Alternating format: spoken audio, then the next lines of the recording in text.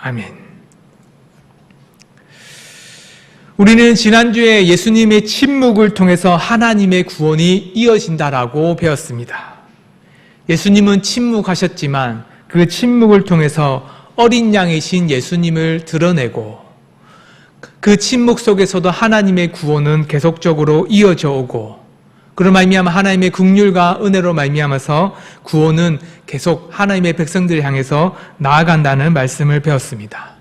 오늘 말씀을 통해서는 침묵하는 예수님이 나타나지만 또다시 고발하듯이 외치는 자의 소리가 들립니다. 많은 사람들이 예수님을 죽이기 위해 나오고 있죠. 예수님을 사형시키고자 많은 사람들은 외칩니다.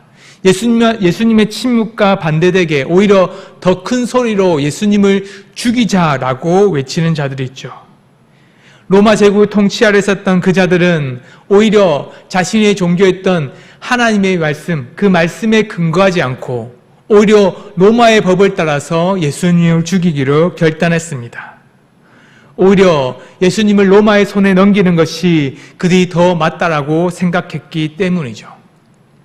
그들은 예수님을 고발했습니다. 그들의 고발은 너무나도 잔혹한 거짓말이었죠. 예수님이 하지 않은 말을 하고 그뿐만 아니라 예수님이 했던 그 말을 오해해서 왜곡하기도 했습니다.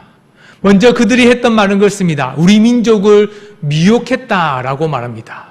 예수님이 로마 통치하였던 자들을 마음 가운데 백성들을 미혹해서는 오히려 선동하고 반란을 일으키고 있다라고 말하죠. 황제의 뜻을 저버린 채 황제의 뜻을 반한 채 살아가고 있다라고 분명히 말합니다. 그뿐만 아닙니다. 예수님을 향했던 고발은 또 있습니다. 가이사에게 세금 바치는 것을 금했다라고 말하고 있죠. 예수님께서는 이 가이사에게 세금 바치는 걸 금한 적이 한 번도 없었습니다. 오히려 하나님의 것과 가이사의 것을 구별하면서 말씀하셨죠. 그뿐만 아닙니다. 자칭 왕이라고 주장하는 자라고 하면서 오히려 예수님을 자신이 하나님의 아들 왕이라고 말했다라고 말합니다. 그것은 로마 황제가 듣기에는 매우 거북한 말이었죠. 로마의 왕, 그 왕에 대적하는 자라는 것을 분명히 조근조근 하나씩 말하고 있습니다. 그런데 그 말은 매우 거짓말이라는 것을 우리는 잘 알고 있습니다. 예수님께서 하지 않은 말을 하고 있고 오히려 그 말을 하지 않은 것뿐만 아니라 왜곡하고 있다는 것을 우리는 분명히 알죠. 우리 민족을 미혹하는 자라고 외쳤습니다. 그러나 예수님은 한 번도 예수님께서는 백성들을 미혹한 적이 없었죠. 오히려 믿음의 백성 유대인들을 향해서 눈물로 우시면서 그들을 향해서 하나님의 백성, 하나님의 자녀들이 얼마나 안타까운지 긍휼의 마음으로 바라보았습니다. 그들의 마음을 흔들려고 한 것이 아니라 오히려 그들 가운데 고난과 어려움, 심판이 있기 때문에 그들을 향한 긍휼과 평화를 위해서 외쳤던 거죠. 그래서 로마서 19장 41절에서 44절의 말씀 보면 예수님이 그 백성을 향한 마음이 어떤지를 이렇게 말합니다. 같이 한번 읽겠습니다. 시작! 가까이 오사 성을 보시고 우시며 이는 내가 보살핌 받는 날을 알지 못함을 인함이니라. 예수님께서 하나님의 백성을 구원하시기로 이 땅에 오셨습니다. 예루살렘은 그러나 하나님의 백성들은 하나님의 자녀였던 하나님의 독생자였던 예수님을 알지 못한 채 오히려 심판 가운데 머물고 있었죠. 우리 민족을 미혹하는 자라고 예수님을 향해서 외쳤지만 오히려 이런 말은 자신을 향한 말이기도 했습니다. 유대인들을 향해서 미혹했던 자가 예수님이 아니라 바로 대제사장들과 바리새인이죠. 예수님께서는 이스라엘 백성들을 향해서 긍휼과 자비로 그들을 눈물로 그들에게 기도했고 그들이 하나님께 돌이키기를 원했습니다. 심판이 임할 것이다. 하나님의 교회 가운데 하나님의 나라 가운데 반드시 심판이 임할 것이니 그들을 향해서 외치기 위해서 이 땅에 오셨습니다. 그러나 유대인들은 오히려 하나님의 백성들을 미혹해서 심판이 없다라고 말하고 오히려 그들을 향해서 오히려 예수님 구원을 향하여 왔었던 예수님을 구원자가 아니라고 외치고 있죠. 마치 바벨론에 끌려가기 전 이스라엘 백성들과 같습니다. 유대 백성들과 같죠.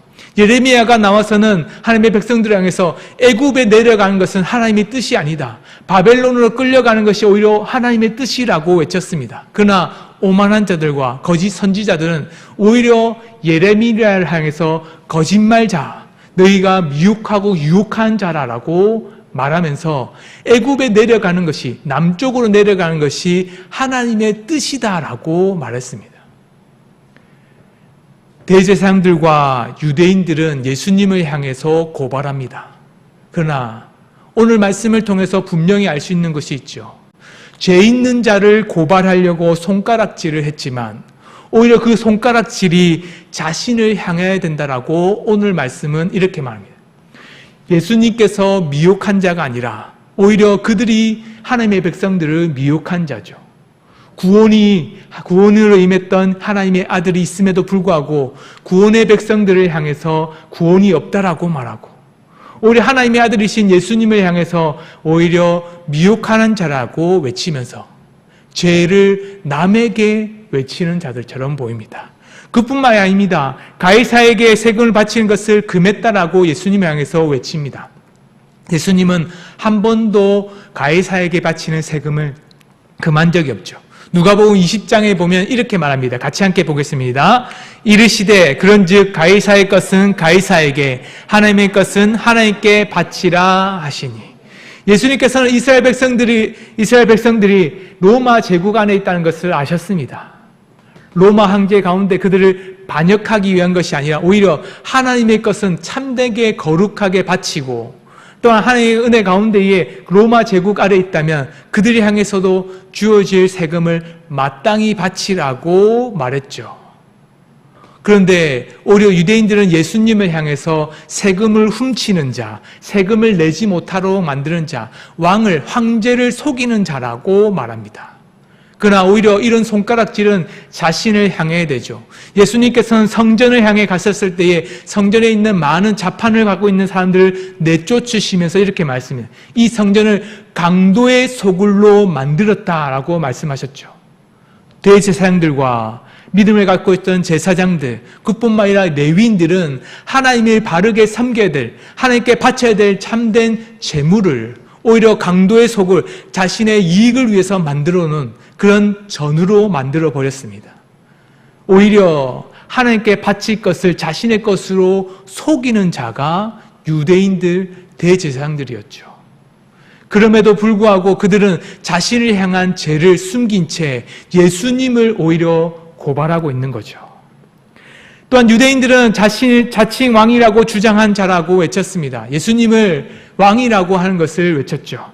그러나 예수님께서는 이렇게 말씀하십니다. 22장의 말씀을 함께 같이 보겠습니다. 그러나 이제부터는 인자가 하나님의 권능의 우편에 여기 잘 안 보이는데 우편에 앉아입니다. 같이 한번 읽겠습니다. 그러나 이제부터는 인자가 하나님의 권능의 우편에 앉아 있으리라 하시니.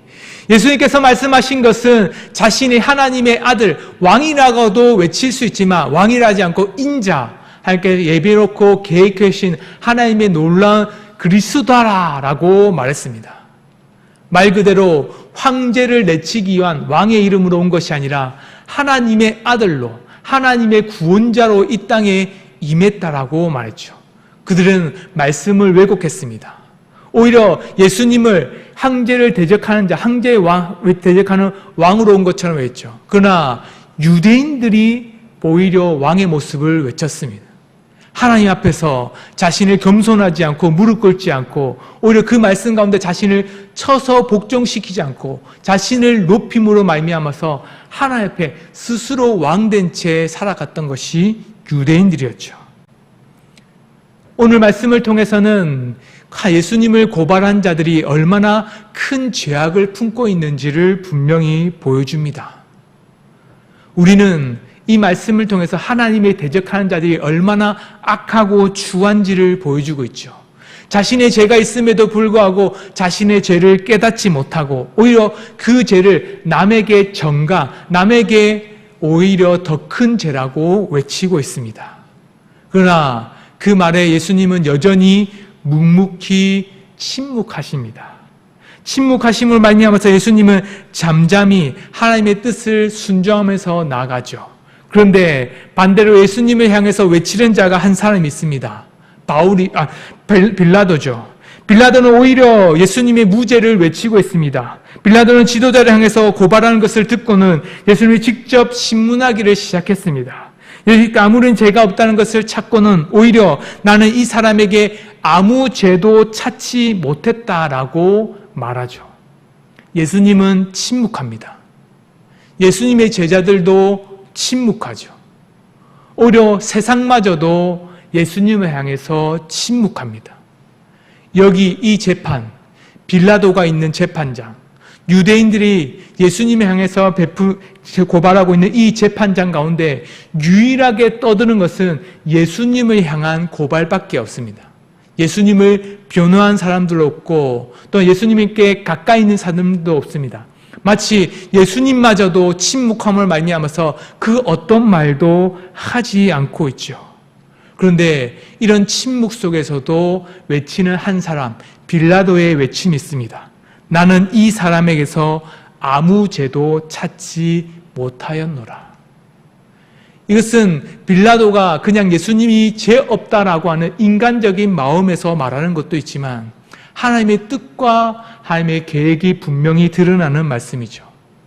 세상은 예수님을 죽이려고 하고 하나님을 속이려고 하고 세상에 죄 없는 자를 죄로 치려 하고 그뿐만 아니라 세상 가운데에 자신의 죄를 남에게 전가시킬 뿐만 아니라 죄를 죄로 덮고 그러한 세상 가운데에 또한 공의와 정의가 없는 것처럼 보이는 세상 속에서 하나님은 결코 침묵하며 있을만 결코 그 침묵 속에서 가만히 있지 않고 세상을 향해 외치는 자가 있음을 보게 하신 거죠.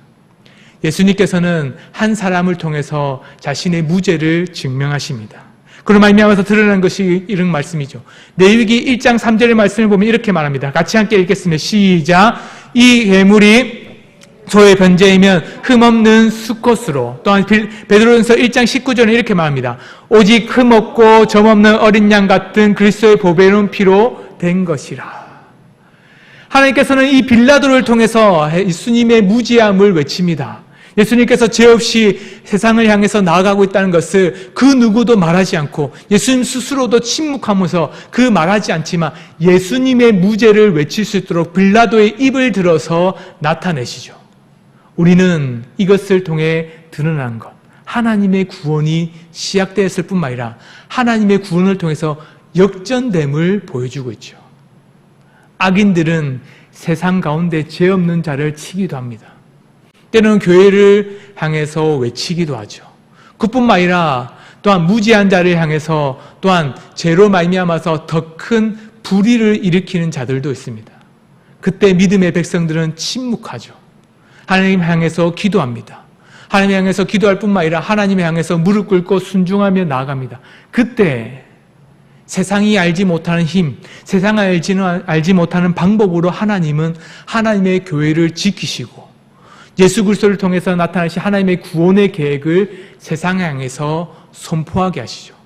우리는 빌라도의 위치를 너무나도 잘 압니다. 빌라도는 이 유대 지역을 다스리는 왕이었습니다. 분봉왕이었죠. 그런 말미암아 총독이었죠. 이 총독은 다른 것이 아니었습니다.